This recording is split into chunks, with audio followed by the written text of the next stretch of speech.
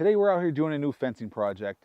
The way we had this fence set up before was for rotationally grazing our pigs. So you can see with our wires, we had them especially low at 6 inches, 12 inches, 18 inches, and then we were up to 30 and 42. These higher wires were just in case we had larger animals. We did those, but the lower ones were for our pigs. So we're setting up this new fence for a specific reason with our sheep. We added in these hybrid poplar trees as well as some sugar maple trees. So what this is going to do is allow us to use the trees to create shade from the afternoon sun on this side of the pasture, as well as allow us to coppice and trim these trees to feed to the sheep. So it's going to kind of be dual purpose. This alleyway is also going to allow us to run our water lines, and it's going to be protected from the sheep butting up next to them. So what we're doing, as you can see, we mowed down our path in here to where the fence is going to be, and we're adding in the fence. This is about an 8-foot section all the way down the middle, so it's basically going to be an exclusionary zone to keep the sheep out, to let these trees grow up. So what would happen if we didn't fence the trees out? The sheep will just destroy these trees immediately. These are brand new trees. We just planted these 2 weeks ago. They destroy them, so we've got to put the fence in here, and it's going to protect these. So the way this pasture works and the way we have it set up is you can kind of think of it like an oval track racetrack.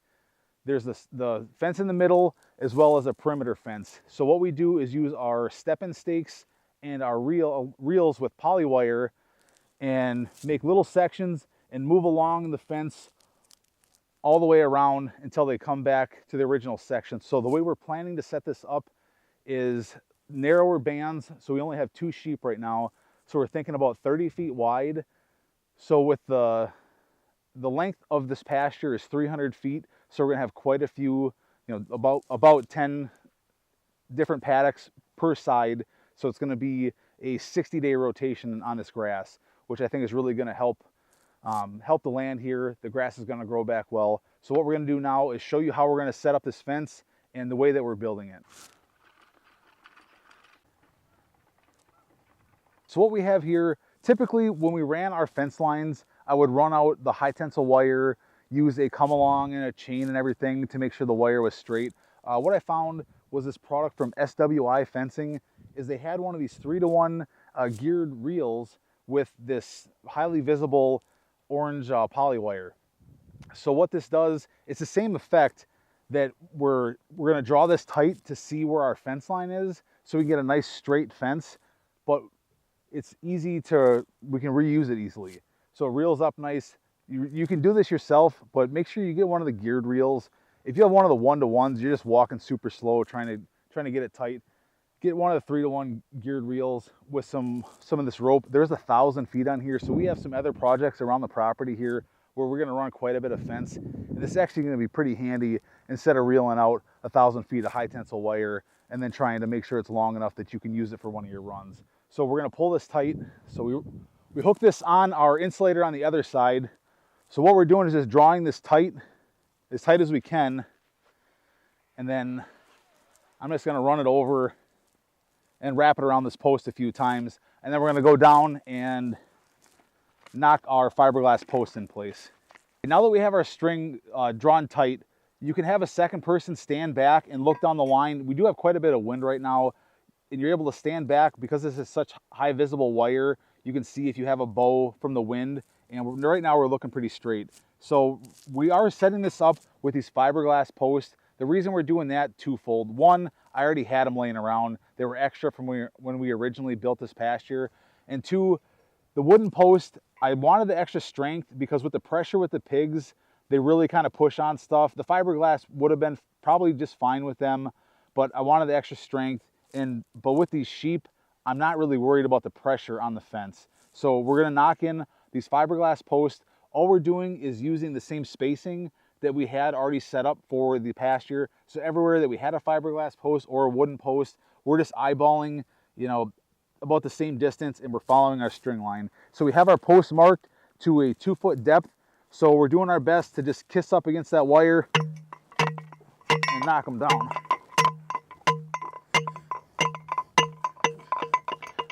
So luckily it's been raining a little bit, so you can see I am off just a little bit, but we're gonna do our best to keep them pretty straight. So it has been raining. It's pretty easy to knock these posts in. This is just a cheap T-post pounder from Tractor Supply. I really don't like this one that well for knocking in T-posts or other things, but for these fiberglass posts, there's really no sense in lugging around a 40-pound post pounder where this just does the trick. So we're gonna go down this line and knock in the rest of our fiberglass posts. We have all of our fiberglass posts pounded in. It turned out pretty good. We hit a few rocks along the way, but the nice thing with these fiberglass posts, they pound in nice, and with us just running sheep, if we get them pretty close to 2 foot, it's gonna be good enough. I mean, if you watch any of Greg Judy's videos, he's using fiberglass post with 1 strand of wire running his sheep, so we're gonna be just fine. So we got them looking pretty straight, and what we did, because some of them did hit rocks, we weren't able to go all the way down, we're using what you call a storyboard. So what we're doing, and unlike our pig fence, we're bringing this bottom wire up to 10 inches, and we're skipping what was our second wire. The third wire was staying, what was the third pig wire is staying at 18, and the top 2 are the same. So we're only gonna run 4 wires on this side. So we bring our board up here and then just transfer the marks onto every post. So we did the same with the fiberglass post, and with those fiberglass posts, they were already pre-drilled for every 2 inches. So as we went along, we just marked it at the closest hole. So we have all of them marked. So right now we're gonna grab our wire on our spinning jenny, go to the other end and start crimping. On this side of the fence, we are attaching to an existing 4x4.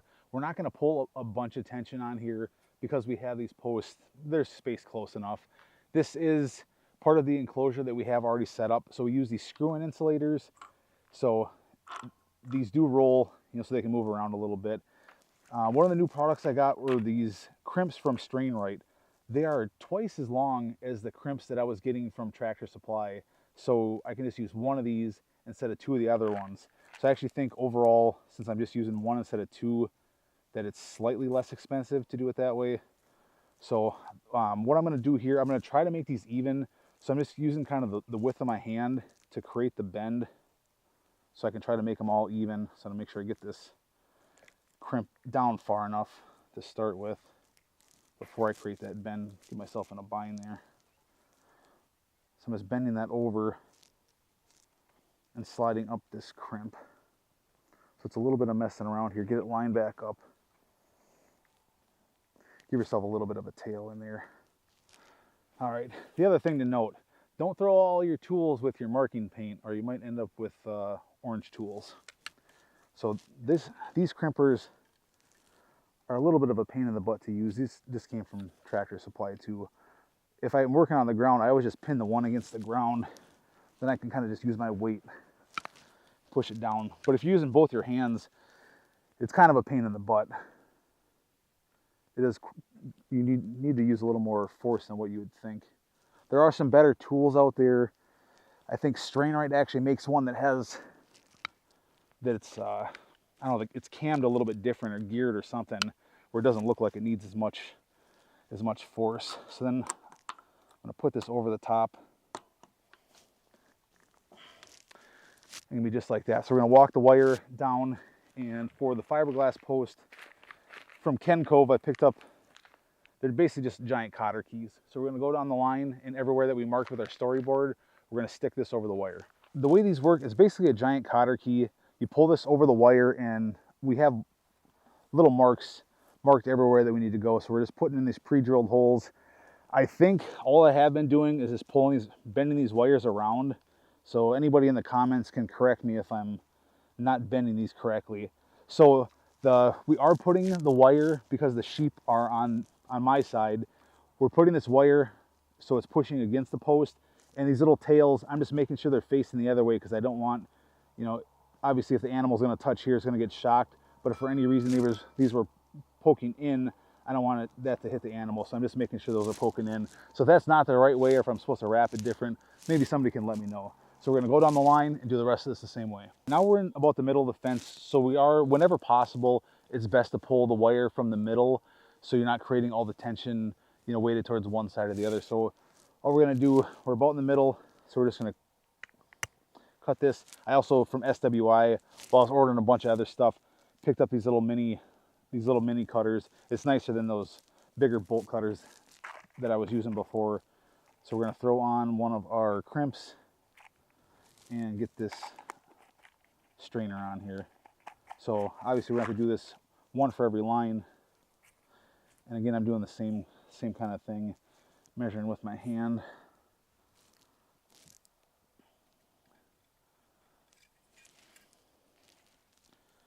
And we're just going to get this crimped up, and I will get the wire started in the strainer, and we're going to run it down the rest of the way. Now we're on our wooden post on the end.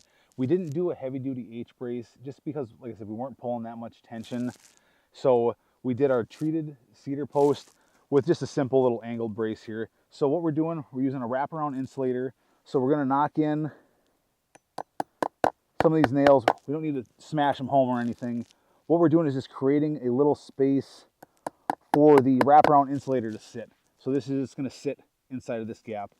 So we do have to pay attention because of this angle brace. It is going to create interference with the wire. So if we don't insulate it, it's going to ground out. So make sure that you pay attention, that you put everything on in the right order. So this is going to have to go on first because it's going to hit the brace. And then we're putting on one of our crimps. And then we're going to feed on our wraparound insulator. So we're just going to pay attention. We kind of want to make this, as it wraps, we want to have that pretty even. And I got a mile on this tail, but I can always trim that off. So I'm going to feed my crimp on. So the one thing that I've seen people talk about with these wraparounds, that you don't want to create too much space because you are insulated here for any animal to step in. But this is about perfect. If your insulator was any longer, you might kind of create a little bit of a hazard there. So I don't want this super tight because as we pull, you might have the tendency to break this crimp. So that actually looks just about right. So I'm going to get, like I said, if I can use the ground as leverage, it's preferred. Or I will kind of stick this into my hip if I have to, into my leg. All right, we're looking pretty good there.